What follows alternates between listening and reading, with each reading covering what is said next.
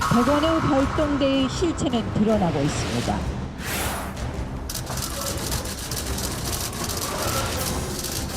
고인께 하실 말씀 없으세요?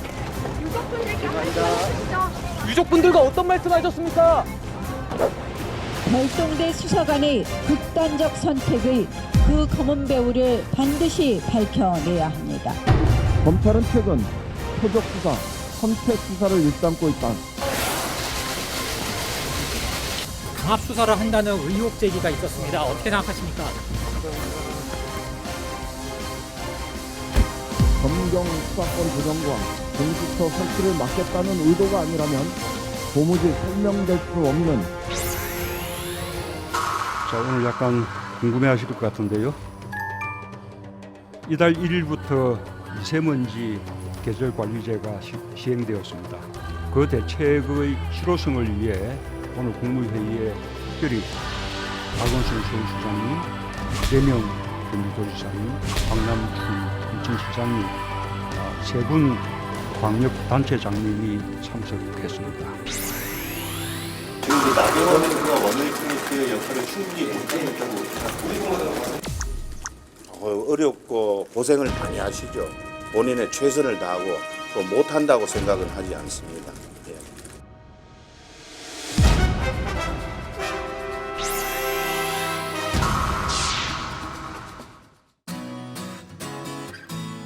네, 12월 3일 정치회의 시작합니다.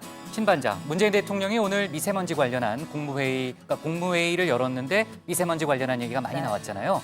수도권 광역단체장 등도 오늘 참석을 했다면서요. 그러니까 이번 달부터 미세먼지 계절관리제라는 게 시행이 되는데 석 달 동안 시행이 됐어요. 네, 한마디로 그러니까 발생하기 전에 미리 좀 대책 세워서 발생을 막자 이런 제도입니다. 지자체의 네. 협조가 필요한 만큼 그 이재명 경기지사를 비롯해서 지자체장도 국무회의에 참석을 하게 한 거고요. 박원순 시장도 왔어요? 네, 박원순 시장 그리고 박남춘 인천시장까지 3명이 왔는데 네. 윤 대통령이 또 이 국회 협조도 필요하다. 네. 특별법 처리에도 좀 협조를 해달라 이렇게 당부를 했습니다. 아, 근데 국회는 답답하잖아요. 그렇죠. 지금. 이따 좀 얘기 좀 해봅시다.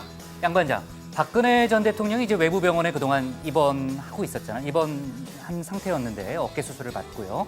오늘 구치소로 재수감됐다는 속보가 들어왔잖아요. 그러면은 건강이 이제 많이 좋아진 상태인가요? 일단 법무부는 병원 측하고 협의 끝에 그렇게 결정을 했다고 얘기를 했는데요. 일단 네. 오늘까지 한 70여일 정도 있었는데 오래 있었네요. 예, 근데 참 오늘이 공교롭게도 딱 네. 3년 전에 네.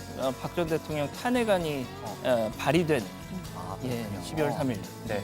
그러면 당분간은 이제 통원 치료를 받거나 그런 형식이 예, 되겠네요. 이렇게 네. 왔다 갔다 한다고 한다. 네. 들어가서 얘기 좀 이어갑시다. 갑시다.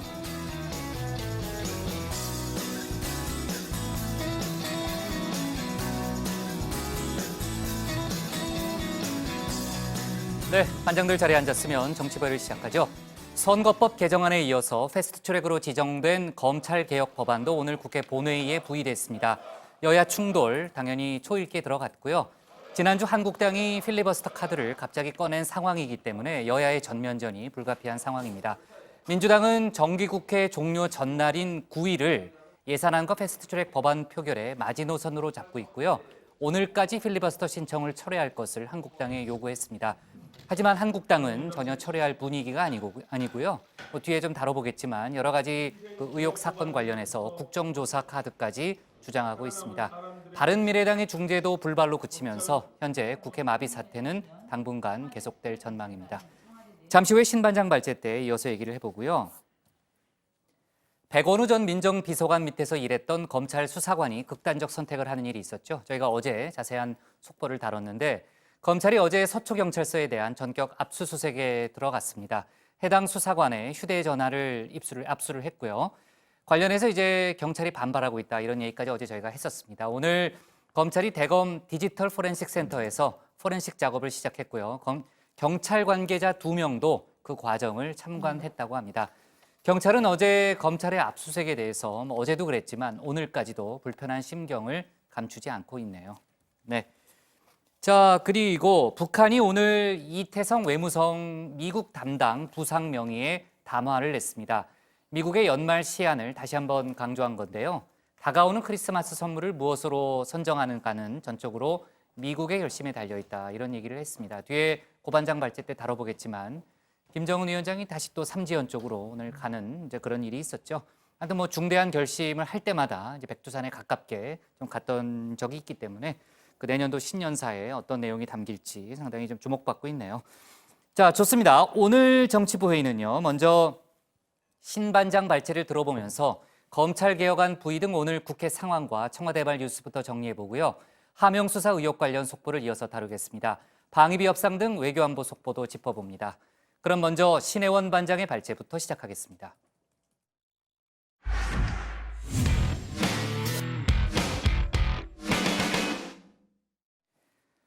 공수처 설치법 등 사법개혁안이 오늘 국회 본회의에 부의됐습니다.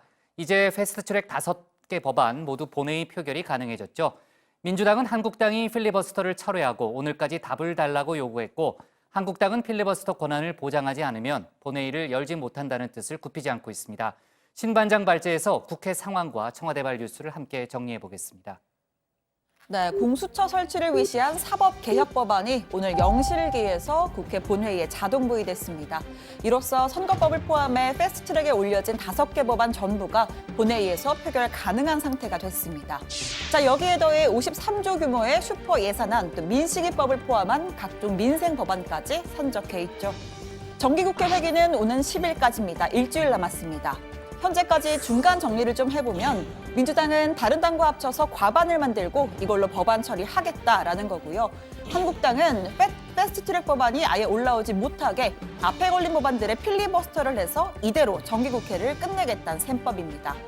자, 이렇게 대치가 길어질수록 가장 피해를 보는 건 글쎄요, 적어도 의원들은 그 당사자가 아닐 겁니다.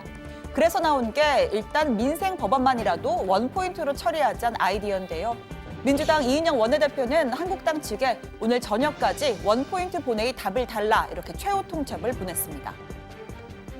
오늘 저녁까지 대답을 기다리겠습니다. 모든 필리버스터를 철회하고 데이터 3법, 유치원 3법, 어린이 교통안전법 처리에 자유한국당은 응하시길 바랍니다. 이것이 우리가 자유한국당에 건네는 마지막 제안입니다. 분명히 한국당도 민생 법안 처리 우선하자 동의한 바가 있습니다. 그렇다면 왜 계속 공방일까요? 자, 민생 법안 표현은 같지만 그 내용이 다릅니다. 민주당은 유치원 3법, 청년 기본법까지 다 포함해서 민생 법안이라는 거고요. 한국당은 민식이법 등 필리버스터 신청을 안 한 법안만 민생 법안이라는 겁니다. 또 민주당은 한국당이 필리버스터를 철회해야 본회의를 열겠다는 원칙을 고수하고 있고요. 한국당은 필리버스터 권한을 보장하면 민생 법안 먼저 처리하겠다는 원칙 되풀이하고 있습니다. 자유한국당에게 강력하게 경고합니다. 당장 민생을 골무로 잡는 필리버스터를 철회할 것을 통첩합니다. 윤상 국회의장과 민주당은 민생 법안 처리하라! 합법적이고 평화적인 필리버스터 보장하라! 자, 이런 가운데 한국당 나경원 원내대표, 문재인 대통령이 야당을 설득하기는커녕 갈등만 부추기고 있다라고도 주장했습니다. 문재인 대통령께서 어제 또 한바탕 야당 탓, 야당 욕하기를 하였습니다. 아이들을 협상 카드로 사용하지 말라고 했습니다. 이 정권이 바로 아이들 안전 법안을 야당 탄압 도구로 쓰고 있습니다. 솔직히 지금 이 모든 난맥의 원인 제공자가 누구입니까? 공수처, 연동형 비례대표제의 집착을 놓지 못하는 문재인 대통령 본인입니다.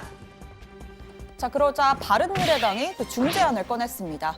오신환 원내대표는 자유한국당은 준연동형 비례대표제를 받고 민주당은 공수처의 기소권에 제한을 두는 선에서 대타협을 하자라고 제안한 겁니다. 양당이 이성을 되찾고 대화의 통로를 열어야 한다라고도 했죠. 하지만 이 중재안이 받아들여질 가능성 현재로선 0%에 가깝습니다. 공수처에 기소권을 줘서 검찰의 기소 독점 구조를 깨야 한다는 게 민주당의 핵심 논리이고 한국당은 준연동형 선거제는 위헌이라는 입장이기 때문입니다. 자, 협상이 안 되면 결국 도돌이표입니다. 민주당은 한국당이 끝내 필리버스터를 밀어붙일 경우 4+1 공조를 통해서 팩트 법안 처리 강행하겠다는 입장입니다. 그러니까 회기 종료 직전인 9일께의 본회의를 열어서 내년도 정부 예산안 먼저 처리하고요. 그 다음에 패스트트랙 법안을 상정해서 일단 필리버스터를 다 끝냅니다. 자, 같은 법안이 회기가 바뀌어서 올라오면 필리버스터를 또 못하기 때문에 이후에 추가 임시회를 열어 거기서 처리한다는 거죠.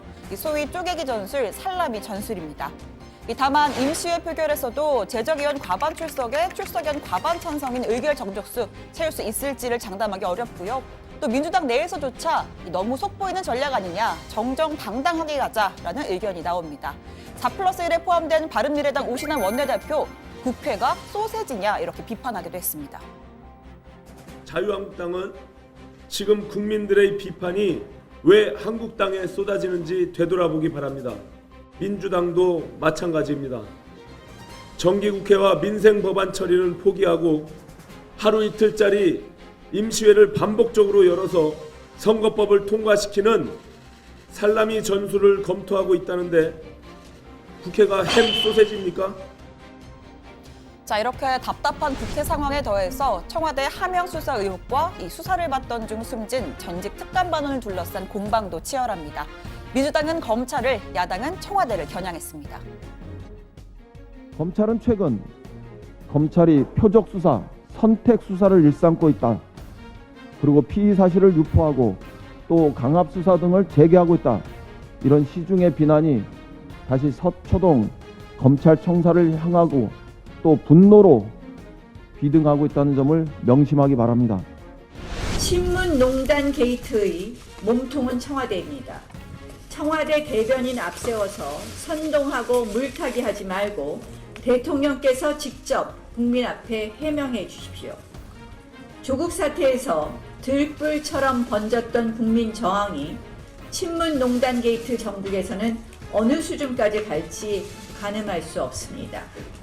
명예훼손 운운하며 야당과 언론, 검찰을 겁박할 생각을 하지 말고 지금이라도 진실을 고백하기 바랍니다. 한국판 닉슨 게이트가 터지지 않기를 진심으로 바라는 마음입니다. 네, 문재인 대통령은 오늘 오전 국무회의를 주재했습니다. 어제 수석 보좌관 회의에선 국회 파행에 대한 야당의 책임을 아주 강하게 비판했는데 오늘은 정치적인 발언 대신 민생 관련 언급, 미세먼지 특별법을 조속히 개정해달라는 당부를 전했습니다. 이 숨진 전직 특감반원에 관련한 논란에 대해서는 언급이 있진 않았습니다. 자, 지금 이 시각 국회 상황, 또 국무회의 관련 소식은 들어가서 더 전해드리겠습니다. 오늘 청와대 발표 이렇게 정리합니다. 패스트트랙 법안 모두 본회의로 민주 최후 통첩, 한국 남탓 말랍니다. 네, 지금 정치권 상황 여전히 이제 평행선이고요. 민주당이든 한국당이든 상대가 먼저 움직이기를 지금 요구하고 있습니다. 민주당은 자유한국당이 필리버스터를 철회하고 오늘까지 답을 달라는 그런 입장이고, 한국당은 필리버스터 권한을 보장하지 않으면은 절대로 풀 수 없다. 그러니까 국회 본회의를 열게 할 수 없다. 이런 얘기가 되는 거죠. 네, 민주당은 그 원포인트 본회의 개최를 위한 선제 조건으로 말씀하신 것처럼 한국당의 필리버스터 철회를 요구하면서 지금 최후 통첩을 한 상황입니다. 자, 이인영 원내대표, 한국당의 모든 필리버스터를 철회하고 유치원 3법과 어린이 교통안전법 처리에 응하길 바란다면서 자, 이게 우리가 한국당에게 건네는 마지막 제안이라고 했죠. 자, 조정식 정책위 의장도 이 민생개혁 입법 실현을 위해 행동에 나설 것이라면서 4+1, 그러니까 한국당을 제외한 다른 야당과의 공조에 나서겠다는 점을 재확인했습니다. 자, 한국당은 이 민생 법안은 원포인트 국회로 처리를 할 수 있지만 선거법, 공수처법 이렇게 5대 법안에 대해서는 이거는 필리버스터를 보장해 주는 게 전제 조건이다 이렇게 맞서고 있습니다. 자, 나경원 원내대표는 이 공수처 설치 또 연동형 비례제에 대해서 무제한 토론을 하자 이렇게 민주당 이인영 원내대표한테 제안을 해놓고 있죠.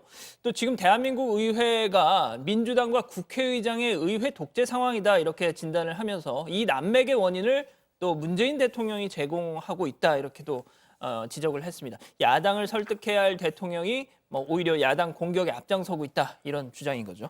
네, 오신환 바른미래당 원내대표는 자유한국당은 준연동형 비례대표제를 받고 민주당은 공수처의 기소권에 제한을 두는 선에서 대타협을 하자 이런 소위 중재안을 내놨는데요. 힘으로 밀어붙여서 통과를 시킨다 해도 상처뿐인 영광만 남을 것이고 힘으로 막아낸다 해도 반개혁 세력이라는 오명에서 벗어날 길이 없게 된다면서 사실상 양쪽의 양보를 촉구한 겁니다.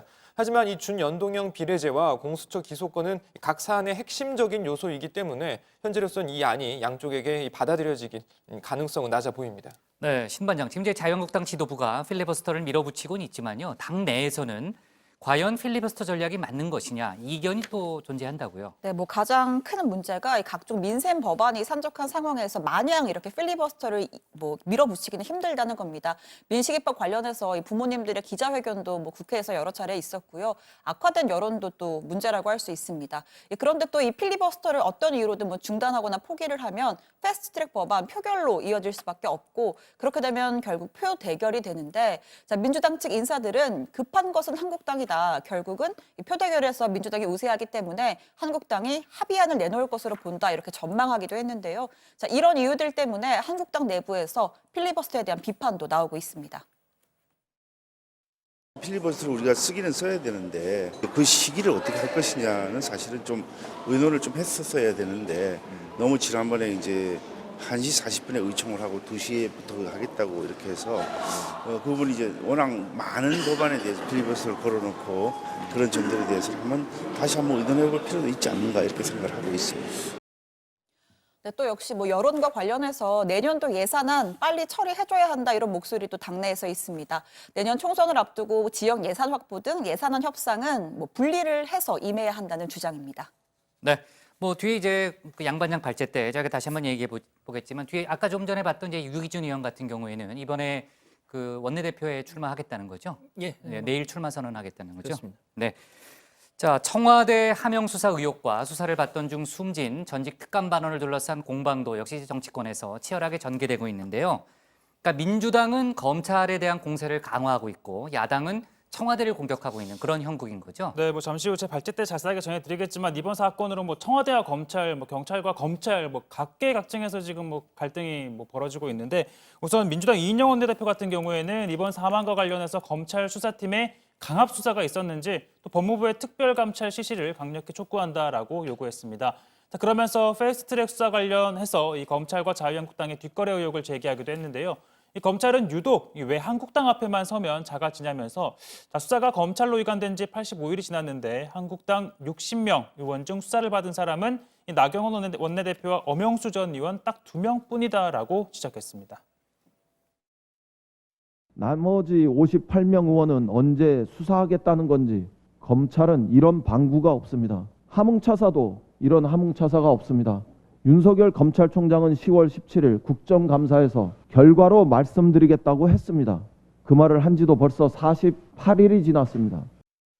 자, 반면 자유한국당은요, 이 전직 특감반원 사망 사건과 관련해서 청와대 그리고 여당이 검찰 죽이기 프레임을 내세우고 있다 이렇게 주장하고 있습니다. 나경원 원내대표는 친문 농단 사건이라는 표현을 쓰면서 이 사건의 수장은 문재인 대통령이다라고 그러면서 대통령이 직접 관련해서 입장을 좀 내놔야 된다 이렇게 압박을 했는데요. 또 이 검찰이 압수수색을 통해서 확보한 이 백원우 별동대 수사관의 휴대전화가 스모킹건이 되지 않을까 생각한다라고도 했습니다. 잠깐 들어보시죠.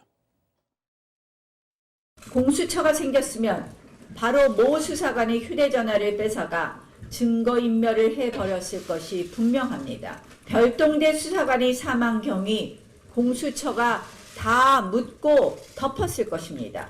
백원우 별동대가 바로 공수처 축소판입니다. 공수처가 바로 문재인 대통령의 별동대입니다. 친문 별동대입니다. 네, 저 사건은 이제 공수처랑 또 이렇게 엮었군요. 관련해서 한국당과 바른미래당이 국정조사 요구서를 제출했다고요? 네, 오늘 오후입니다. 자유한국당과 바른미래당이 6.13 울산시장 선거 개입, 유재수 전 부산시 경제부시장 감찰 무마, 우리들 병원 특혜 대출에 청와대와 친문 핵심 인사들이 연루됐다는 의혹을 핵심으로 하는 일명 친문 게이트를 적시한 국정조사 요구서를 지금 보시는 것처럼 국회에 제출을 했습니다. 곽상도 의원이 친문 게이트 위원장이라고 하는데 곽 의원, 이 사망한 검찰 직원이 청와대 재직 중에 했던 업무가 아무런 문제가 없었다면 이런 극단적인 선택을 할 이유가 전혀 없다. 국회 차원의 진상조사, 국정조사의 필요성이 한층 커졌다. 이렇게 주장했습니다. 네, 오늘 문재인 대통령이 국무회의를 직접 주재했는데요. 보통 국무회의에는 참여하지 않는 인사들도 오늘 국무회의에 참석을 했죠. 예, 일단 그 말씀을 드리기 전에 오늘 국무회의에서 가장 큰 주제가 미세먼지 대책이었거든요. 먼저 문재인 대통령 얘기 한번 들어보시죠. 오늘 약간 궁금해하실 것 같은데요. 이달 1일부터 미세먼지 계절관리제가 시행되었습니다. 대책의 실효성을 위해 오늘 국무회의에 특별히 박원순 서울시장님, 그리고 이재명 경기도지사님, 박남춘 인천시장님 세 분 광역단체장님이 참석했습니다. 서울시장 외의 광역단체장들이 함께 국무회의에 참석한 것은 오늘이 처음입니다. 뭐 방금 국장 질문에 대해서 이제 문 대통령이 설명을 한 건데 네. 일단 미세먼지 이 계절 관리제는 그간 고농도 미세먼지가 발생한 후에 이 비상저감 조치로는 뭐 한계가 있다 이런 그런 이유 때문에 앞으로 이 선제적으로 이 미세먼지 저감 조치를 강화해서 그 발생 빈도 자체를 줄이자 이런 취지의 제도입니다. 당연히 지자체 협조가 필수적이겠죠. 그래서 앞서 얘기 들으신 것처럼 새 지역에 이 광역단체장이 참석을 한 겁니다. 자, 문 대통령은 정부가 미세먼지를 사회 재난에 포함시켜서 국가적 의제로 관리하기 시작했다면서 국회에서의 관련 특별법 처리도 당부했습니다. 네, 국무회의 이후에는 국가기후환경회의 격려 오찬도 가졌는데요. 이 회의 위원장이 반기문 전 유엔 사무총장이죠. 반 위원장은 기후 변화와 미세먼지 문제는 동전의 양면과 마찬가지라면서 정부가 2030년 온실가스 배출 전망치를 야심차게 상향할 필요가 있다고 제안했습니다. 우리나라는 이제 전 정부에서부터 쭉 시작한 화석 연료 중심의 이러한 그 에너지 정책을 추진하다 보니까 어떻게 보니까 온실가스 배출량이 전 세계에서 7번째로 높습니다.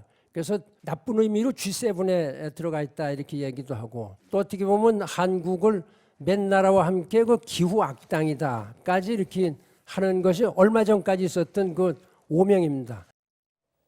네, 이 오찬 자리에서 문재인 대통령, 특히 우리 국민들은 미세먼지 해결을 위한 인접 국가와의 협력에도 관심이 많다라고 얘기를 하면서 이 정부가 한중일 3국이 공동 노력을 할 수 있도록 힘을 쏟겠다라는 뜻도 밝혔습니다. 네. 자, 오늘 국무회의를 거쳐서요. 소방관 국가직 전환 관련 법률 지난번에 이제 고반장이 소개를 했었죠. 공포됐습니다. 좋습니다. 청와대 발제 이렇게 정리할게요. 페트 법안 본회의로 최후 통첩 남탓 말라로 제목을 잡겠습니다. 다음은 최종혁 관장의 발제를 들어보겠습니다.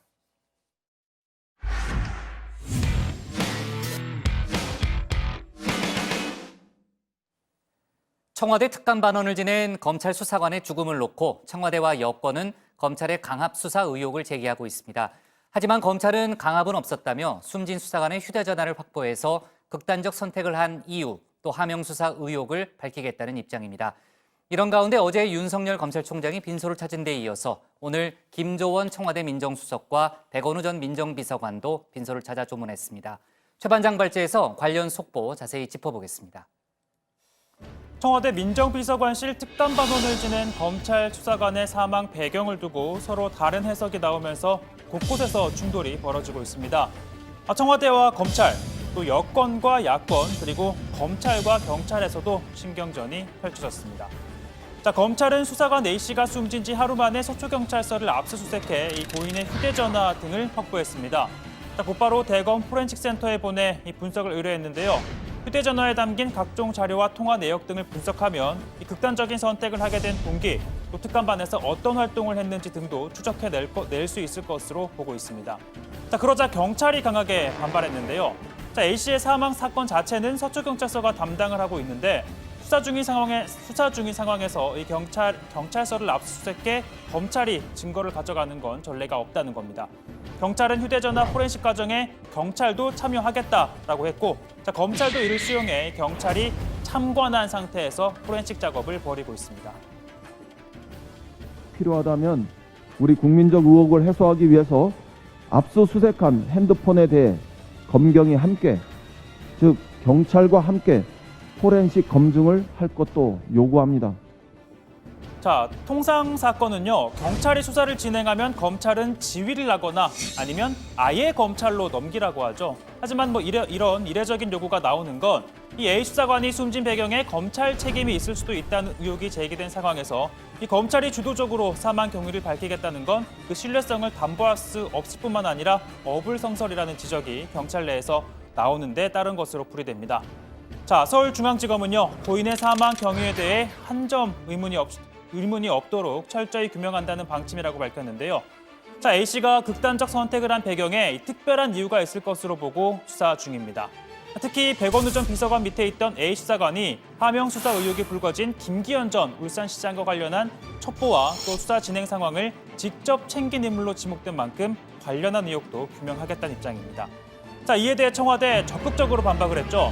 자, 어제 오전 고민정 대변인이 직접 브리핑을 통해 이 직제상 없는 일을 하지 않았다 반박한 데 이어 오후엔 서면 브리핑을 내 재차 강조했습니다.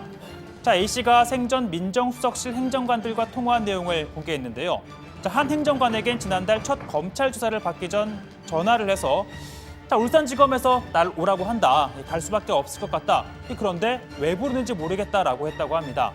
자, 고래고기 사건 때문에 내려갔다는 청와대 입장과 같은데요. 자, 그리고 울산지검 조사를 받은 뒤에는 함께 울산에 내려갔었던 특감반원에게 연락을 했다고 합니다. 자, 그땐 앞으로 내가 힘들어질 것 같다. 내 개인적으로 감당해야 할 일인 것 같다는 말을 했다라고 전했는데요. 청와대가 이 같은 발언을 공개한 건 사실상 그의 죽음이 검찰의 무리한 수사와 관련이 있다라는 뜻으로 풀이가 되는데, 자, 이는 여권의 주장과도 같은 맥락입니다. 이번 사망과 관련해 검찰 수사팀에 강압 수사가 있었는지 즉각 특별 감찰을 실시해 규명할 것도 법무부에 강력히 촉구합니다. 검찰의 오랜 악습인 별건 수사와 먼지털이식 수사가 있었던 것은 아닌지, 혹은 여타 인권 침해적인 수사가 존재했던 것은 아닌지에 대해 감찰 조치에 나서야 할 것입니다. 하지만 야당의 주장은 또 정반대입니다. 한국당은 A 수사관이 청와대의 압박으로 심리적 궁지에 몰려 극단적인 선택을 한 것일 수 있다라는 의혹을 제기했죠. 그러면서 검찰이 확보한 A 수사관의 휴대전화가 결정적인 증거가 될 것이라고도 주장합니다. 백원우 별동대 수사관이 이런 이야기를 했다고 합니다. 내 휴대폰을 초기화하지 말아달라. 백원우 별동대 수사관의 휴대전화가 문재인 정권 치부의 스모킹건이 되지 않을까 생각합니다. 검찰이 사망경위 수사에 본격적으로 나서자 청와대가 도둑이 재발절인 듯 난리입니다. 자, 이런 가운데 오늘 오전 김조원 청와대 민정수석이 A 수사관의 빈소를 찾아 조문했습니다. 고인에 대해서는 대단히 성실하게 본인의 임무를 수행한 훌륭한 공무원이었다라고 애도했는데요. 그러면서 앞서 들으신 것처럼 청와대의 압박이 있었을 거란 야권의 의혹에 대해서는 이렇게 말합니다. 청와대가 고인에게 어떤 압박을 했다라는 것은 저는 없는 걸로 알고 있습니다. 민정비서관님, 그 이재수 수사 상황 파악하려고 고인에게 연락하신 적 없나요? 그것 때문에 되게 압박 많이 받았다고 하시던데요. 한 말씀 부탁드리겠습니다. 앞으로 저는 고인이 어떤 이유에서 이러한 극단적인 선택을 하게 되었는지 그 과정들이 낱낱이 밝혀지고 고인의 명예가 회복되기를 간절히 바라겠습니다. 자, 그리고 A 수사관의 직속 상관이었던 백원우 전 비서관 역시 빈소를 찾았는데요. 야권에선 그를 백원우 별동대라고 칭했고, 이 백 전 비서관 지시에 따라 울산시장에 대한 첩보 보고 등이 이루어진 것으로 의심하고 있죠. 유족은 백 전 비서관을 보자 오열을 했고요. 그 역시 침통한 표정으로 위로의 말을 건넸습니다. 백 전 비서관은 빈소에 약 15분여 동안 머문 뒤 자리를 떴습니다. 자, 이에 앞서 어제 저녁이었죠. 윤석열 검찰총장이 빈소를 찾아 약 2시간 반가량 머무르며 고인을 애도했습니다. 과거 대검 중수부 시절 함께 근무를 했고 윤 총장도 A 수사관을 신임했던 것으로 알려졌는데요. 또 빈소에서는 아끼던 또 능력 있는 수사관이었다는 말을 몇 번씩 했다고 합니다. 그리고 A 수사관의 메모엔 윤 총장에게 죄송하다라는 내용 담긴 것으로 알려지고 있죠. 조문을 마치고 나온 윤 총장, 관련한 질문에는 말을 아꼈습니다. 자, 오늘 발제 이렇게 정리합니다. 특검반원 죽음 배경 두고 검경 등 곳곳서 충돌, 김조원 청와대 압박 없었다입니다. 네, 어제 저녁에 이제 저희 정치부회 끝난 다음에 윤석열 총장이 조문을 했죠. 오늘은 이제 많은 인사들의 방문이 이어졌는데 김조원 청와대 민정수석 등 청와대 관계자들이 일제히 빈소를 찾았고요. 특감반원 출신 그 A 수사관의 빈소입니다. 그리고 아까도 얘기했지만 이제 백원우 전 민정비서관도 역시 이제 빈소를 찾았고, 오늘 그 빈소 풍경 한번 고 반장이 정리를 좀 해보죠. 네, 백원우 전 비서관은 오전 10시 37분 A 수사관의 빈소를 찾아 애도를 표했는데요. 유족들은 이 백 전 비서관의 이 조문 과정에서 오열을 한 것으로 전해졌습니다.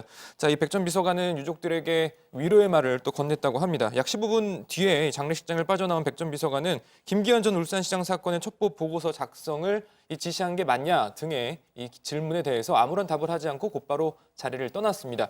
김조원 민정수석도 그에 앞서 이광철 민정비서관과 함께 또 이광철 민정비서관 또 김영식 법무비서관 등과 함께 빈소를 방문해서 조의를 표했습니다. 자, 김 수석은 고인이 훌륭하게 본인의 임무를 수행한 공무원이었다면서 애도를 표했습니다. 방금 유가족들에게도 정말 훌륭한 공무원이었고 그 명예가 꼭 지켜질 수 있도록 되었으면 좋겠다는 말씀을 드렸습니다. 검찰에서는 사망 경위를 철저히 규명하겠다고 했는데 유족들께서 방금 제게 부탁한 것은 정말 고인의 명예가 부탁되었으면 좋겠고 고인이 남긴 유품이 빨리 오늘이라도 돌려받았으면 좋겠다라는 말씀이 있었습니다. 네. 자, 저희가 이제 어제 회의 중에 검찰이 서초경찰서에 대한 전격 압수수색에 나섰다는 속보를 전했잖아요. 관련해서 이제 조금 전에 얘기했던 그 A 수사관의 휴대전화를 검찰이 압수를 한 건데 경찰 측에서는 뭐 지금 본인들이 수사 중인 사안에 대해서 저런 식의 압수수색은 있을 수 없다 이렇게 반발을 했습니다. 그 반발 기류는 사실 오늘까지 이어지고 있는 상황이고요. 특히 이제 검찰이 이제 포렌식 작업에 경찰도 참석을 해야 된다 이런 주장을 했고 실제로 경찰 관계자들이 과정에 지금 참여를 하고 있다면서요. 예, 그렇습니다. 일단 지금까지의 과정을 좀 설명을 드리면 경찰은 이 A 수사관의 이 사망 사건이 발생한 후에 이 사인을 확인하기 위해서 당연히 보통 그렇게 하죠. 현장 감식, 주변 CCTV 확인, 부검 이렇게 절차대로 진행을 하고 있었고 현장에서 발견된 메모, 휴대폰 분석 이런 추가 수사를 진행하고 있었다는 거죠. 자, 그런 와중에 검찰이 이 A 수사관의 휴대전화를 압수를 하니까 자, 경찰이 당연히 반발을 한 거죠. 이례적이다 혹은 상도의가 없다 격한 반응을 보였다는 겁니다. 사실상 이제 사망 경위를 확인하기 위한 수사에 필요한 증거물을 검찰이 그냥 가져간 셈이기 때문이죠. 자, 경찰은 검찰이 진행하는 이 포렌식 작업에 우리도 들어가겠다라는 수사협조 공문을 보냈고 검찰은 그럼 들어와라. 그래서 경찰이 참관한 가운데 지금 작업이 들어갔다는 겁니다. 네, 그런데 또 경찰 내부에서는 이 참관만 허용을 했다는 건 사실상 검찰이 거부 입장을 밝힌 거다 이런 주장도 나오고 있습니다. 이에 경찰은 이 검찰의 포렌식 작업이 끝나면 A 수사관의 사인과 관련한 자료를 받기 위해서 검찰과 협의할 예정이라면서 이를 위해서 검찰의 압수수색 영장을 신청하는 방안도 검토 중이라고 합니다. 네. 사실 이제 압수라는 거는 이제 영장이 발부돼야 할 수 있는 거잖아요. 그러니까 법원이 영장을 발부를 한 거죠. 검찰은 정상적인 수사 절차에 따라서 법원으로부터 압수수색 영장을 받은 점이라는 점을 강조하고 있는 거죠. 네, 그렇습니다. 이 A 수사관이 청와대 하명 수사 의혹과 관련한 핵심적인 참고인이었고 또 수사 과정에서 스스로 목숨을 끊은 만큼 관련 진술을 확보하기가 어려워진 상황에서 법원으로부터 수사의 필요성을 인정받아 휴대전화 등을 확보한 것을 두고 의도를 의심하는 건 지나치다 이런 지적이 또 나오고 있습니다. 자, 검찰은 고인이 사망에 이른 경위 및 본 사건의 진상을 한 점 의문 없이 규명하고자 압수수색을 실시한 것이라고 강조했습니다. 네, 어제 고민정 청와대 대변인의 설명에서도 약간 그런 분위기가 있었는데 오늘 여권에서는 A 수사관 죽음의 배경에 검찰의 강압 수사가 있었을 가능성, 그 의혹을 좀 부각하고 있고요. 동시에 한국당 의원들에 대한 패스트트랙 수사가 미진한 점을 부각하면서 결국은 검찰이 선택적 수사를 하고 있는 거 아니냐 이 점을 강조하고 있는 거죠. 네, 민주당은요 이 A 수사관의 죽음이 검찰의 수사와도 무관치 않다면서 이 핵심 증거를 검찰이 단독으로 확보할 경우에 진상규명에 어려움을 겪을 수 있다라는 의심을 하고 있는데요. 그러면서 검찰과 경찰이 함께 이 포렌식 검증을 해야 한다라고 요구를 하고 있는 겁니다. 자, 그러면서 이인영 원내대표는 검찰의 표적 수사, 강압 수사 의혹을 제기하면서 검경 수사권 조정과 공수처 설치를 막기 위한 의도가 있는 것 아니냐. 그러면서 한국당과의 검찰의 뒷거래가 있는 것 아니냐라고 주장을 하기도 했습니다. 검찰은 패스트트랙 충돌 사건에 마침표를 찍기 바랍니다. 검찰은 유독 자유한국당 앞에만 서면 왜 작아집니까? 자유한국당은 검찰개혁 저지를 위해서 왜 그렇게 극단적 무리수를 거듭합니까? 이런 일이 과연 우연의 일치인지 우리 국민은 의심하지 않을 수 없습니다. 검찰과 자유한국당의 검은 뒷거래가 있다는 이 의혹이 사실이 아니길 바랍니다. 네, 상당히 센 표현이 나왔네요. 검은 뒷거래라는, 물론 의혹이라고 했지만 그런 표현을 이인영 원내대표가 썼고요. 한국당은 김기현 전 울산시장에 대한 경찰 수사 사건을 기점으로 해서요. 지난해 그 지방선거 당시에 경남 지자체장들에 대한 그 전반적인 수사에 문제점이 있었다, 이런 의혹을 제기하고 있죠. 네, 그렇습니다. 한국당은 지난해 지방선거 직전에 경남지방경찰청이 사천, 양산, 창원시장에 출마한 한국당 후보에 대해서도 기획 수사를 했다라고 주장했습니다. 보복성 수사를 주도한 울산, 경남 신임지방경찰청장들이 선거 직전에 급박하게 임명되었습니다. 게다가 이용표 경남지방경찰청장은 부산청장을 거쳐 서울지방경찰청장까지 초스피드 승진했습니다. 세간에는 다음 경찰청장 1순위라는 이야기가 있습니다.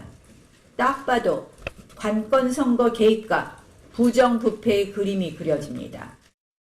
네, 또 당시 한국당 소속으로 유일하게 서울시 구청장에 당선됐던 조은희 서초구청장에 대해서도 경찰이 기획 수사를 했고, 당시 수사를 주도한 방배경찰서장이 청와대 경비 업무를 총괄하는 경비대장으로 영전했다라고 주장하기도 했습니다. 네, 그리고 최근 검찰이 공보 규정을 바꿨잖아요. 이번에 유재수 전 부산시 경제부시장 사건 관련해서 처음 그 새로 바뀐 공보 규정을 적용할지, 어디까지 적용할지에 대해서 어제 심의위원회가 열렸는데, 결과론적으로는 상당히 제한적으로 사건을 공개하기로 했죠. 네, 그렇습니다. 서울 동부지검이 어제 형사사건 공개 심의위원회를 열고 유재수 관련 사건 수사 상황에 공개 의결했다라고 밝혔습니다. 법무부가 지난 1일부터 시행한 새로운 공보 규칙을 시행한 이후에 검찰이 수사 상황을 공개하는 첫 사례가 바로 이번 사건이 된 건데요. 다만 일부 공개 방침을 의결해서 어느 수준까지 어디까지 공개할지는 알 수가 없는 상황입니다. 향후 검찰 수사팀은 유 전 부시장 수사 관련해 공보가 필요하다고 판단이 되면 동부지검장의 승인 하에 서면 자료 범위 내에서 전문 공보관을 통해 공개하게 됩니다. 네, 자, 조국 전 법무장관 일과 가운데 세 번째로 재판에 넘겨진 동생 조모 씨에 대한 재판 절차가 시작됐습니다. 오늘은 공판 준비기일이었고요. 조 씨 측은 혐의 대부분을 부인했습니다. 다만 교사 채용 과정에서 돈을 받은 부분에 대해서는 인정을 했죠. 예, 그렇습니다. 일단 뭐 이 1억 8천만 원을 두 사람한테서 받았다라는 게 이 혐의거든요. 자, 일단 뭐 말씀하신 대로 조 씨 측은 돈을 받았다라는 사실 자체는 인정을 했습니다. 자, 그런데 이 지원자 2명한테서 돈을 받긴 받았는데 1억 8천만 원이 아니라 1억 원만 받았다. 그러니까 검찰에 하고는 뭐 8천만 원 정도 액수 차이가 나는 거죠. 자, 검찰은 또 조 씨가 이 필기와 면접 시험 모두 유출했다라고 봤지만 조 씨 측은 1차 필기 시험지를 어머니인 이 사장의 집에서 빼낸 건 맞지만 그 후 전형에는 관여한 바 없다, 이렇게 반박을 했습니다. 자, 그리고 이 채용 비리 관련 공범 2명에게 350만 원을 주면서 해외로 뭐 도피를 하라라고 지시한 혐의에 대해서도 해외 도피가 아니라 생활비가 필요하다고 해서 이 갖고 있던 돈 150만 원을 준 것이라면서 이 필리핀으로 도피하라고 종용한 사실 없다라고 또 주장을 했습니다. 또 주된 범죄인 이 배임 혐의에 대해서도 부인을 했는데요. 뭐 허위 공사를 근거로 공사대금 채권을 확보하고 이 웅동학원을 상대로 위장 소송을 벌여 학고법인에 115억 원 상당의 손해를 입힌 혐의에 대해서는 당시 뭐 채권이 허위라는 사실을 전혀 알지 못했다면서 범죄 자체가 성립하지 않는다라는 입장입니다. 네, 그나저나 조국 전 장관에 대한 추가 소환 소식이 들어오질 않고 있네요. 아직까지는 네, 없습니다. 아무튼 뭐 지난번 2번에 걸쳐서 진술 거부권을 행사했기 때문에 아마 검찰이 다음 소환 일정에 대해서는 좀 신중하게 판단을 하고 있는 듯 보입니다. 자, 오늘 기사 제목은요, 이렇게 정리할게요. 특감 반원 사망 원인 수사에 검경 충돌로 제목을 잡겠습니다. 다음은 양원보 반장의 발제를 들어보겠습니다.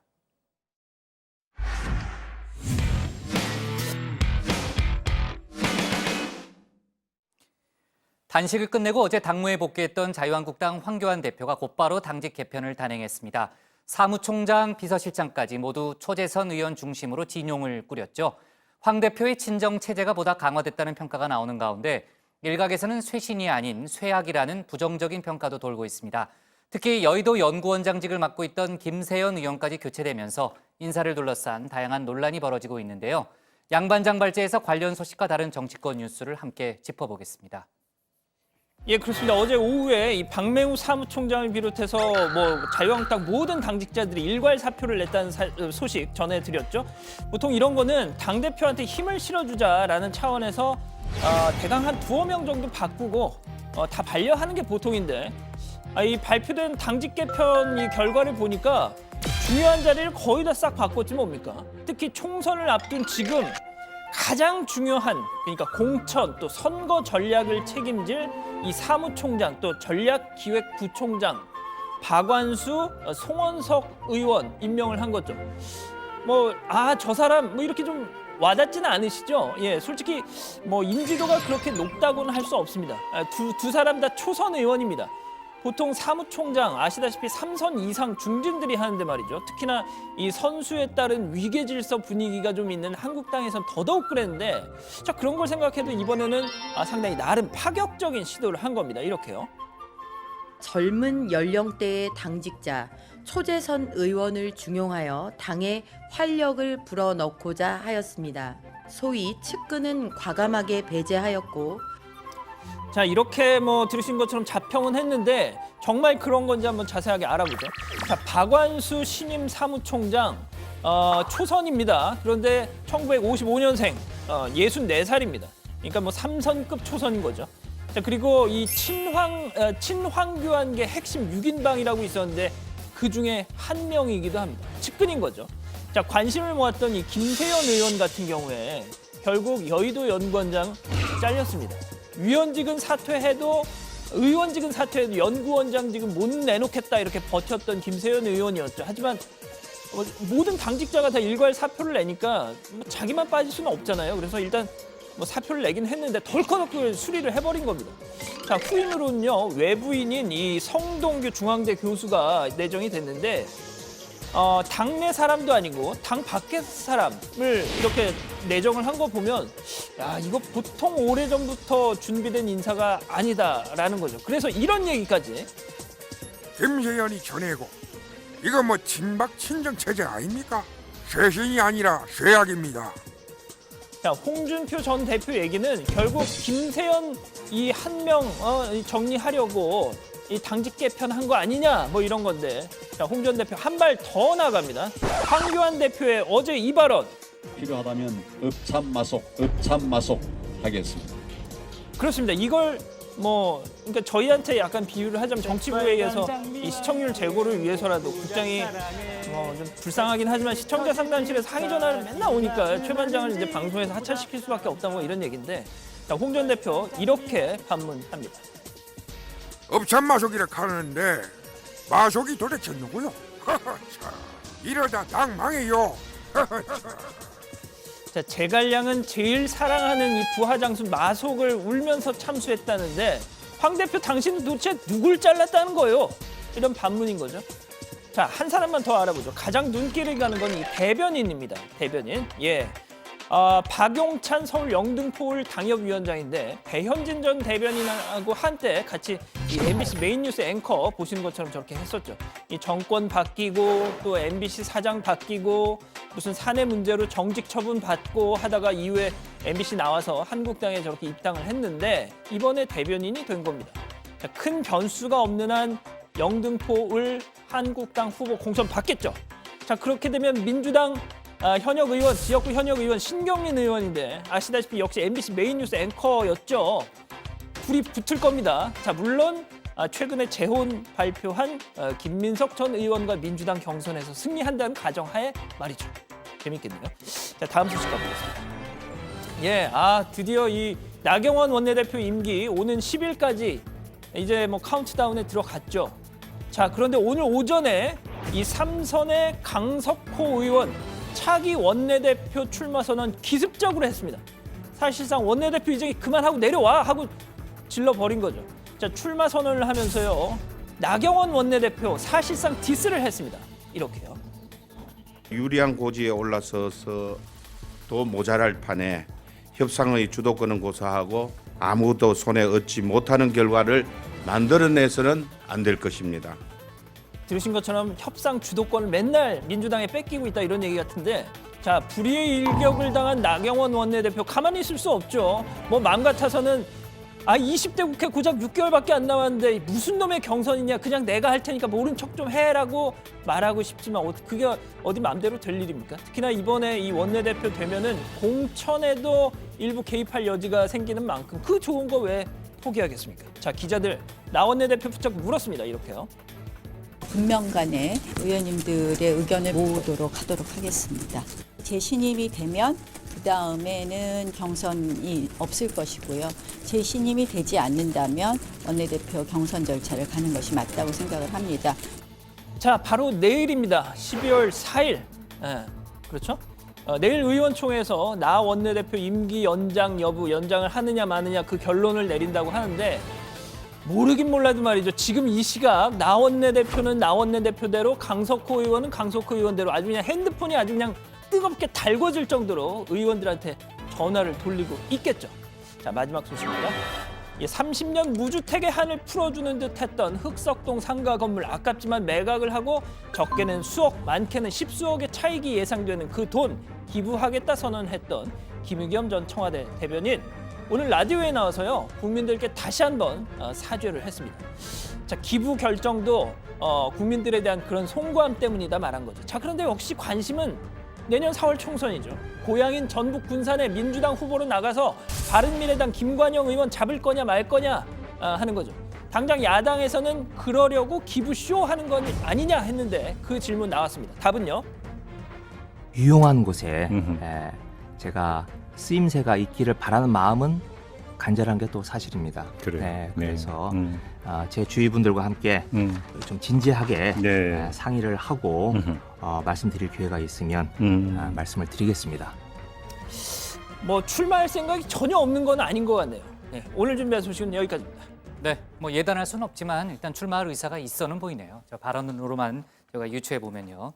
자유한국당 황교안 대표가 어제 당직에 복귀하자마자 또 인선을 단행을 했죠. 당직자들이 일괄 사표를 냈고 곧바로 이제 인사가 이루어졌는데 아까 이제 양 반장도 얘기했지만은 3선 이상이 없고 다 초재선이에요. 상당히 이례적인 그런 인선인데 오늘 반응 또 어제 정치권의 반응을 보면요. 호평보다는 비평 쪽이 좀 많이 나오는 분위기예요. 네, 오늘 석간이죠. 살구빛 띄는 그 신문 제목이 아주 인상적이던데요. 자, 읍참 마속을 외치더니 마속으로 돌려막은 황교안 이렇게 제목을 정했습니다.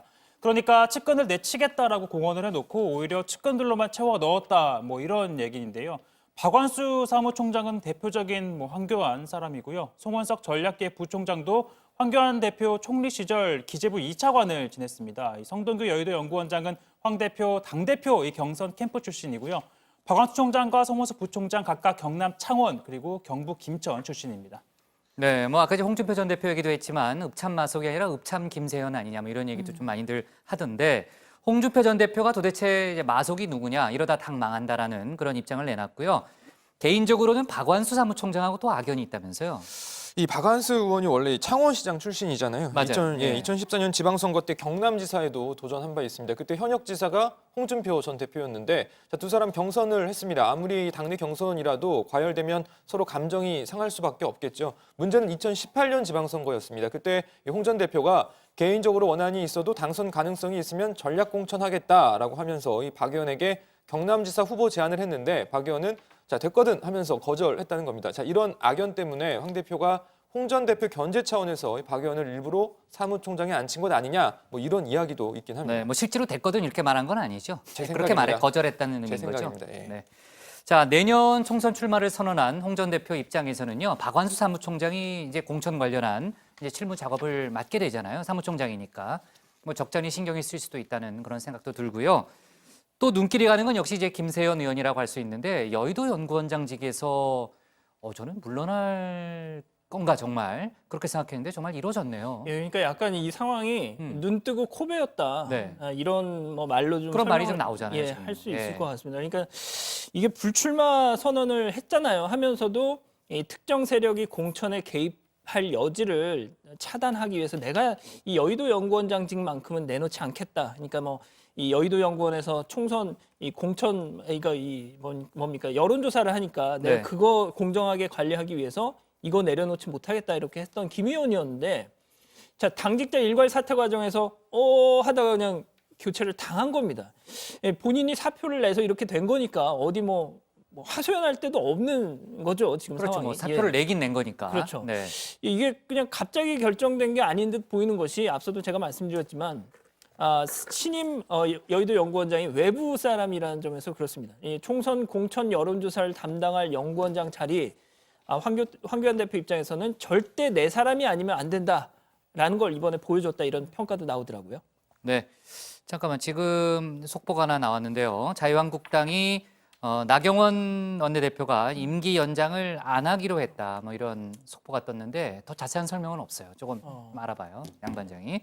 아마도 제 그냥 뭐 지금 막 왜냐하면 제가 원내대표 얘기를 막 하려고 했거든요. 지금요. 그래요? 그럼 네. 먼저 하시죠. 예, 그럴게요. 오늘 오전에 강석호 의원의 원내대표 경선 출마 선언이 있었잖아요. 아까 저희가 발언도 좀 들어봤는데, 그러니까 지금 경선을 치를지 뭐 안 치를지 뭐 지금 이제 속보가 하나가 달랑 들어오긴 했지만 저희가 좀 더 자세한 상황은 모르는데. 아무튼 상황이 불확실한 그런 여건에서 출마 선언부터 한 거잖아요. 네, 그렇습니다. 지금 뭐 속보가 자세한 내용은 없는데요. 네. 그냥 뭐 의총에서 이렇게 뭐 관계자 말로 나온 게 아니라 네. 한국당의 최고위에서 임기를 연장하지 않기로 의결했다. 아, 그래요? 네, 이렇게 지금 그러면 속보가 이제 들어와 있는 10일에 상황입니다. 끝나는 거네요. 그렇죠. 네. 이제 경선을 하겠다는 거죠. 뭐 오늘 강석호 의원이 출마 선언을 한 것도 네. 이렇게 일단 출마 선언을 해놓고 나면 네. 당연히 선거 국면이 될 수밖에 없고 뭐 경선 문제 수면 위로 그렇죠. 끌어내겠다. 뭐 이런 의도가 아닌가라는 분석이 출마 나오고요. 선언 할 때는 뭐 전혀 예측하기 어려웠던 불확실한 상황이었고요. 네, 그렇습니다. 네. 뭐 또 어제도 잠깐 전해드렸지만 지금 워낙 뭐 본회의 개최 상황이 좀 불투명한 상황에서 뭐 복잡하게 엉켜 있는 상황에서 이 원내대표 임기 문제를 좀 공론화하기가 어려웠던 측면이 있었거든요. 그래서 뭐 나경원 원내대표도 아마 좀 이런 분위기에서 좀 이렇게 시간이 흘러가길 좀 바랬을 수가 있을 텐데 지금 뭐 한국당 최고위에서 임기를 연장 않기로 의결했다고 하니 네. 일단은 뭐 더 이상 뭐 임기를 이어가기는 네. 일단 힘들어진 상황이 된 것으로 보입니다. 네, 최 반장. 지금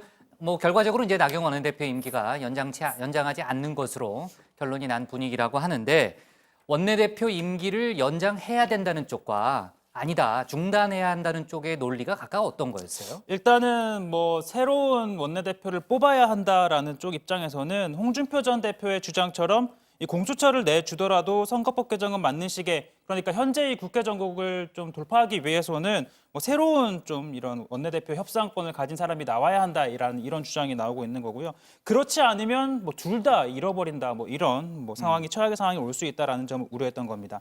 사실 뭐 새 원내대표가 뽑혀도 뭐 실제 뭐 역할을 할 수 있는 시기가 얼마 남지 않았기 때문에 일각에서는 뭐 나경원 원내대표 같은 경우에는 내가 그동안 남은 기간 동안 다음 총선까지 이어서 하겠다라는 입장이었었는데, 왜냐하면 나 원내대표 입장에서는 협상력을 가지고 있던 본인이 이제 지속적으로 하는 게 더 유리하다라고 판단했던 걸로 보이고요. 하지만 결과적으로는 한국당 최고위에서 나 원내대표의 재신임 여부 자체를 묻지 않고 이제 새로운 원내대표를 뽑겠다라고 한 거는 네. 뭐 이제 오늘 강석호 의원 같은 경우에도 출마 의사를 내비쳤고 네. 내일 유기준 내일 의원 같은 유기준 의원이 경우에도 출마 선언한다는 그 거죠. 출마를 네. 또 원하는 의원들이 있기 때문에 네. 더 이상 뭐 나 원내대표의 임기를 뭐 재신임하는 여부를 판단하는 것 자체가 뭐 불필요하다라고 뭐 네. 판단한 거 아닌가 싶습니다. 근데 그 새 원내대표가 뽑혀도요, 실제 역할을 할 수 있는 시기는 얼마 안 남는 거 아니에요? 네, 말씀드린 것처럼 아무래도 내년 이제 총선이 얼마 남지 않았으니까 네. 이제 그때까지밖에 기간이 없는 거잖아요. 그리고 또 네. 총선 모드로 돌입하면 사실상 뭐 원내 이제 일 자체가 스톱이 되는 상황인데, 네. 하지만 그럼에도 불구하고 서로 해야겠다라고 하는 건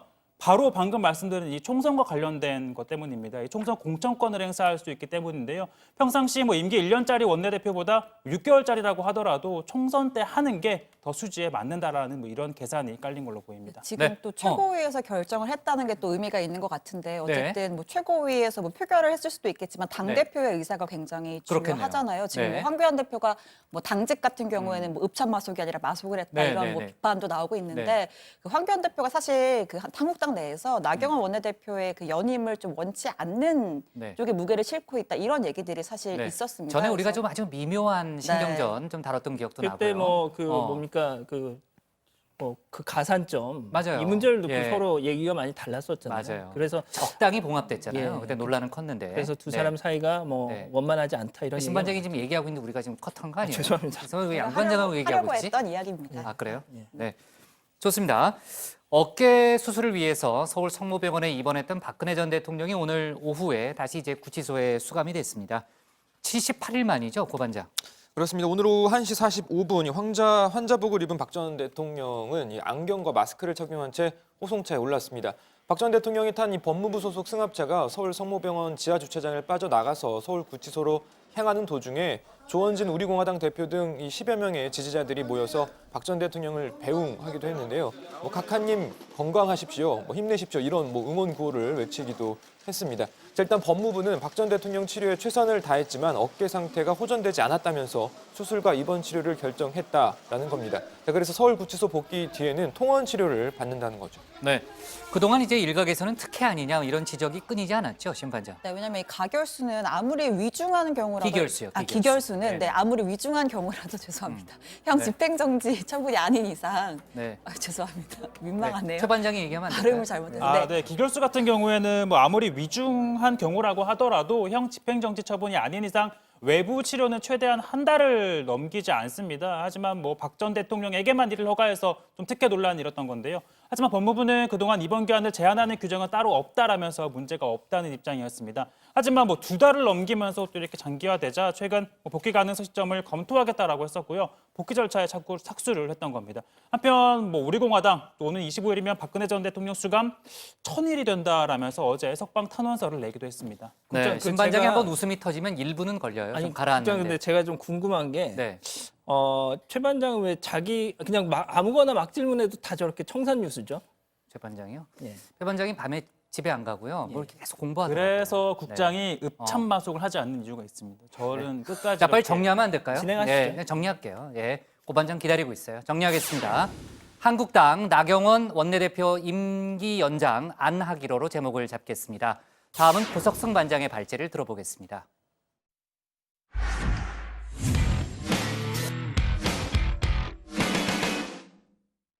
한미 방위비 분담금 협정의 네 번째 협상이 오늘 밤 늦게 미국 워싱턴에서 시작됩니다. 지난 3차 협상 파행으로 끝났죠. 2주 만에 다시 한미 양측이 만나는 겁니다. 오늘 미국에 도착한 우리 측 협상 대표는 각오를 다졌고요. 역시 이제 미국 측 역시 인상 의지를 밝히고 있습니다. 고 반장 발제에서 관련 속보 내용 자세히 짚어보겠습니다.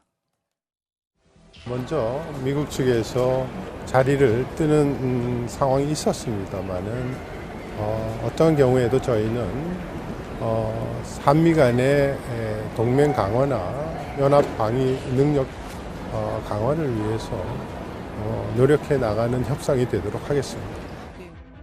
네, 한미 방위비 분담금 협정을 위한 네 번째 협상이 오늘 밤 미국 워싱턴에서 시작됩니다. 방금 정은보 협상 대표의 출국 전 인터뷰에서 들으신 대로 지난 3차 협상 당시 미국 측이 먼저 자리를 뜨면서 협상은 파행으로 끝나버렸죠. Unfortunately, the proposals that were put forward by the Korean negotiating team were not responsive to our request for fair and equitable burden sharing.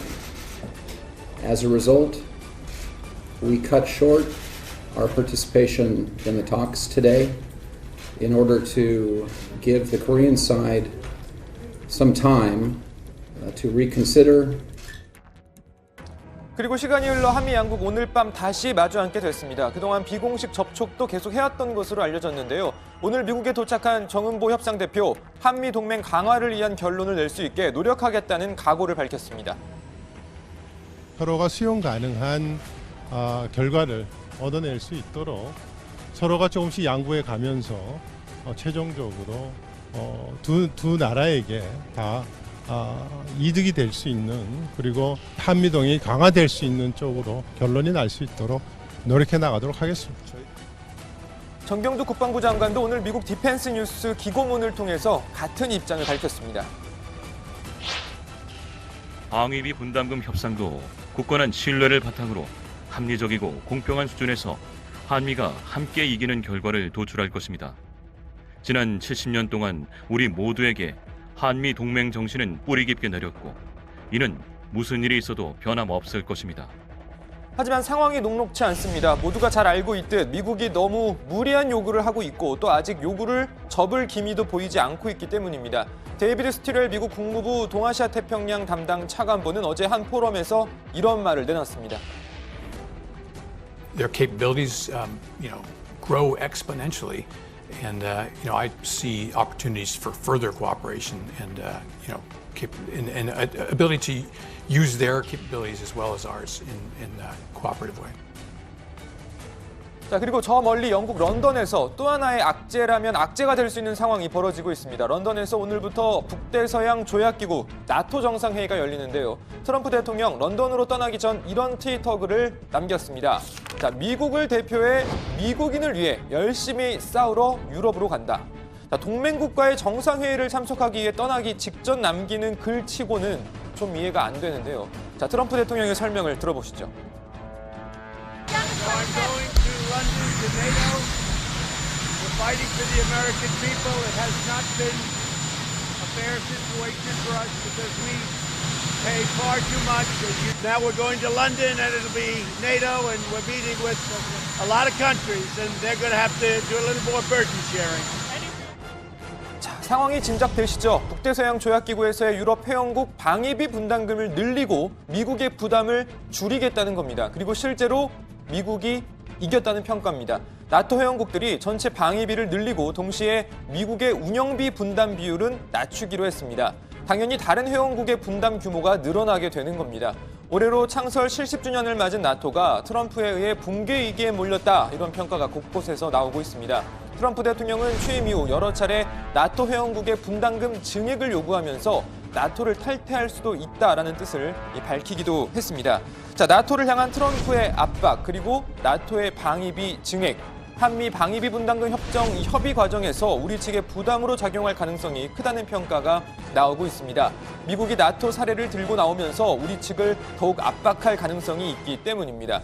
자, 관련 소식 들어가서 좀 더 이야기해보고요.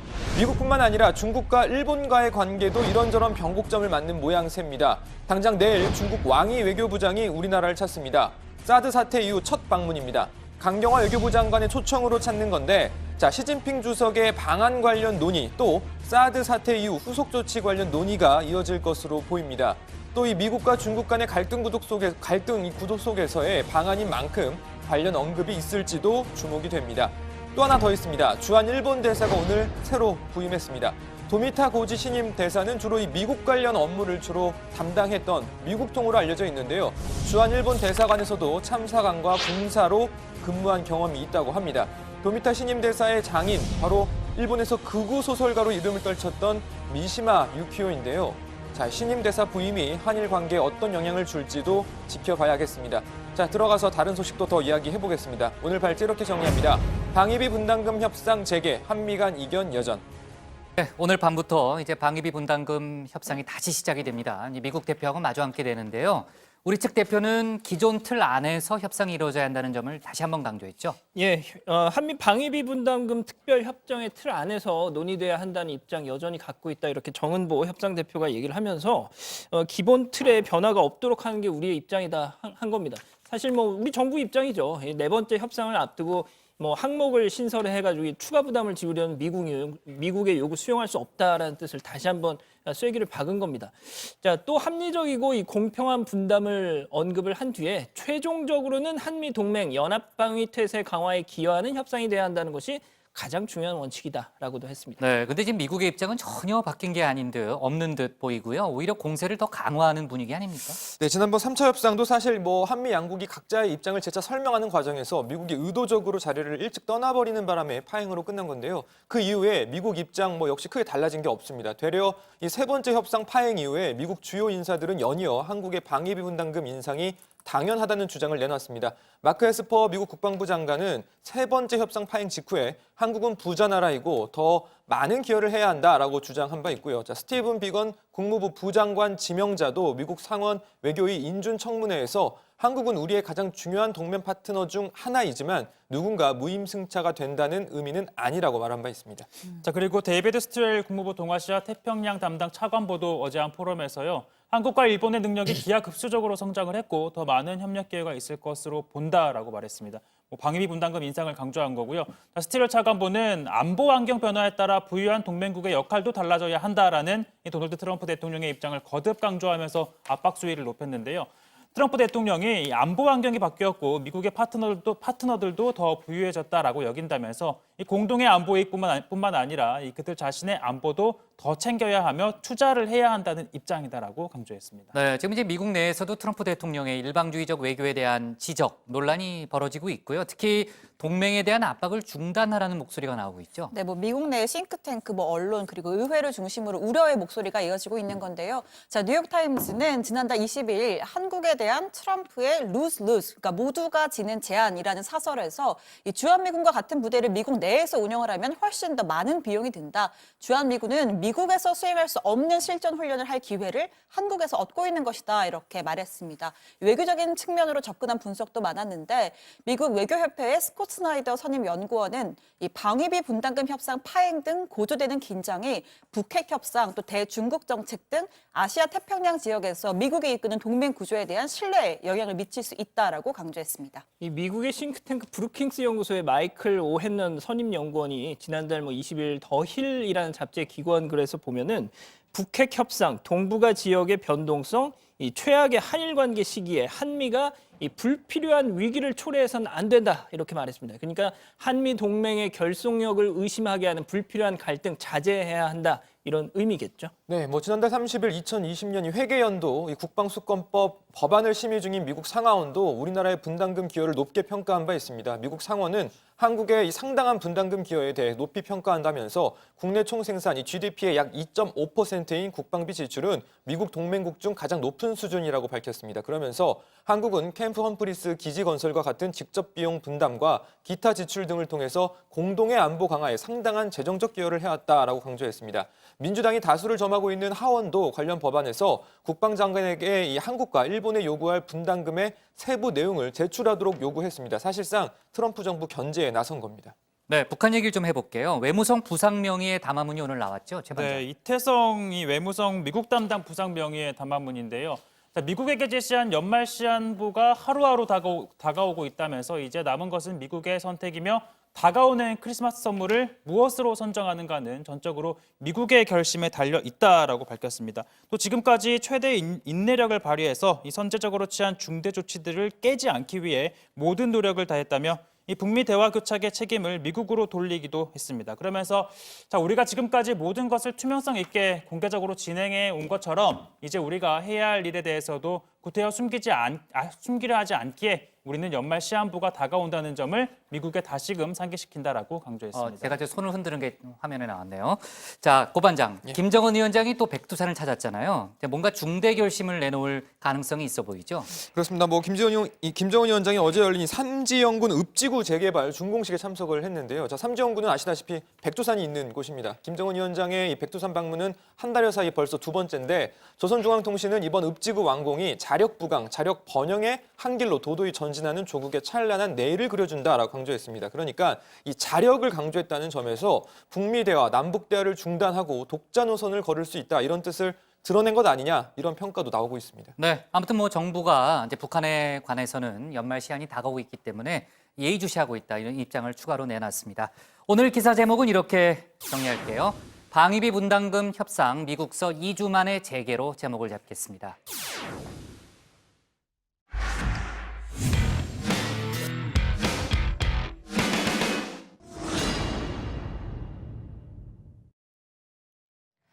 안녕하세요. 톡소원 정치의 강정입니다.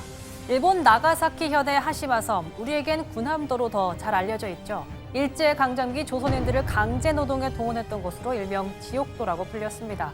이 군함도를 일본이 지난 2015년 메이지 시대의 근대 산업시설로 가치가 있다며 세계문화유산으로 지정해달라고 해 논란이 있었습니다.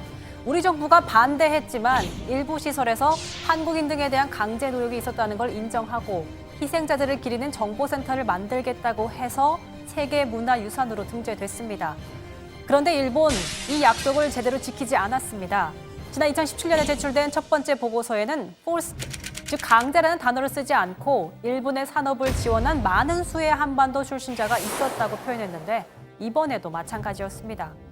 어제 유네스코 세계문화유산 홈페이지에 게재된 보고서엔 하시마 섬의 가치 연구, 방문자 증대 및 관리 홍보에 관한 것이 대부분이고 강제징용은 찾을 수 없었습니다.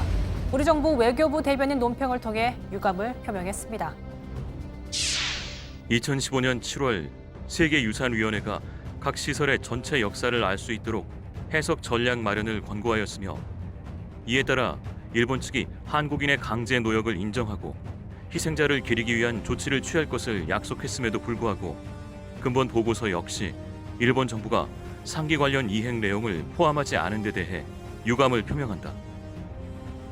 그런데 일본의 이런 행태는 이미 예상됐던 일입니다. 일본 정부가 보고서 작성과 관련해 조사 연구를 맡긴 단체는 산업유산국민회의란 곳인데요. 이 단체는 그동안 조선인 강제노동을 부인하는 보고서를 많이 발간했던 곳입니다. 2016년에 작성한 보고서엔 전시기 일본으로 노무 동원된 조선인 탄광부의 임금과 민족 간 격차란 논문이 실려 있습니다. 본고는 전시기 일본에 동원된 탄광부들이 받은 임금은 조선의 가족에게 송금됐다든지 현지에서 다양한 용도로 사용하는 선택이 가능한 수준이었다는 것을 보여준다. 조선인 탄광부 임금은 일본과 큰 차이가 없었고 민족 간 임금 차이가 민족 차별했다고 볼 수 없다라는 주장이 실려 있습니다. 이 논문은 이우연 낙성대 경제연구소 연구위원이 쓴 논문인데요. 이 연구위원은 반일 종족주의에도 비슷한 내용을 실었고 지난 7월엔 스위스에서 열린 유엔 인권이사회에 출석해 강제징용은 없었다고 주장한 인물입니다. The Korean judicial ruling and governmental attitude derive from erroneous belief that Korean laborers were forcibly abducted and made to work like slaves. However, many Koreans went to Japan voluntarily and conscription was practiced according to legal process. 더구나 이 산업유산국민회의란 단체는 군함도의 진실이라는 동영상을 만들었는데 강제징용과 관련해 왜곡된 내용을 퍼뜨린 단체입니다. 炭鉱作業というのは意外と熟練を要求される仕事ですよね。あんまり危険な仕事はさせてないと思いますよ。朝鮮の人には。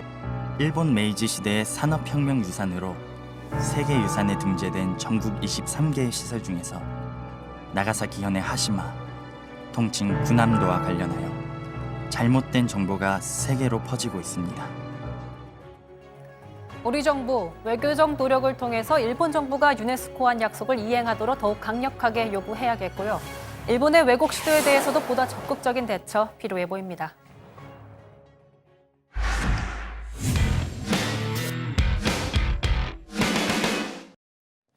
네, 미리 보는 내일 복국장의 60초 프리뷰 시작합니다. 아까 잠깐 얘기가 나왔지만요. 우리 시간 오늘 밤 한미 방위비 협상이 시작됩니다. 내일까지 이틀간 진행되는데요. 미국은 분담금 수준을 5배 이상 늘리자는 주장을 이어갈 걸로 보입니다. 관련 속보 회의 때 전하겠습니다. 중국 왕이 외교 담당 국무위원 겸 외교부장이죠. 내일 우리나라를 공식 방문합니다. 2016년 사드 갈등 이후 처음입니다. 나경원 원내대표의 재신임 여부와 관련해서요. 한국당이 임기를 연장하지 않기로 조금 전에 결정했죠. 내일은 유기준 의원이 출마 선언을 할 예정입니다. 바른미래당 비당권파 모임인 변혁은 내일 당명을 발표하고 8일엔 중앙당 발기인 대회를 연다고 밝혔습니다. 그리고 어제 대입 수험생 300여 명이 미리 성적을 확인하는 초유의 사태가 벌어졌습니다. 한국교육과정평가원이 내일 오전 9시 예정대로 수능 성적을 공개합니다. 오늘 정치부에는 여기까지고요. 저희는 내일 오후 5시 정각에 다시 찾아뵙겠습니다. 네, 시간 잘못 얘기할 뻔했어요. 오전 5시라고 얘기할 뻔했어요. 시청률 빵 나올 뻔했어요. 오전 5시 큰일 났